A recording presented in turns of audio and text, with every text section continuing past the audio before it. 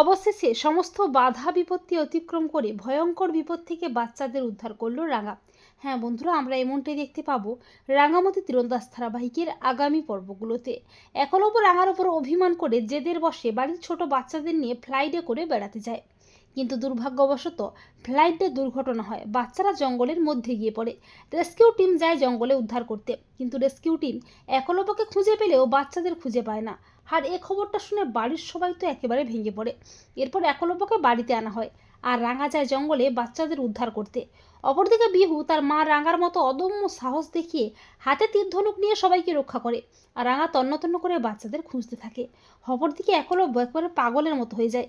এরপর জঙ্গলে একটা বিশাল বাঘ চলে আসে, আর বিহু তার বুদ্ধি ও সাহস দিয়ে জঙ্গলের পাতা কুড়িয়ে সেই পাতাতে আগুন লাগিয়ে দেয়।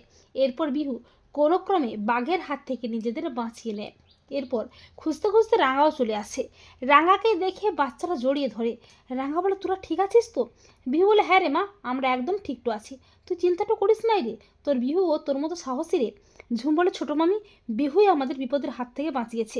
রাঙা বলে, আমি জানতাম আমার বিহুমাটা খুব সাহসী। তো বন্ধুরা, তোমরাও এটাই চাও তো যে অবশেষে সমস্ত বাধা বিপত্তি অতিক্রম করে ভয়ঙ্কর বিপদ থেকে যেন বাচ্চাদের উদ্ধার করতে পারে রাঙা? কমেন্ট করে এক্ষুনি জানিয়ে দাও তোমাদের মূল্যবান মতামতটি।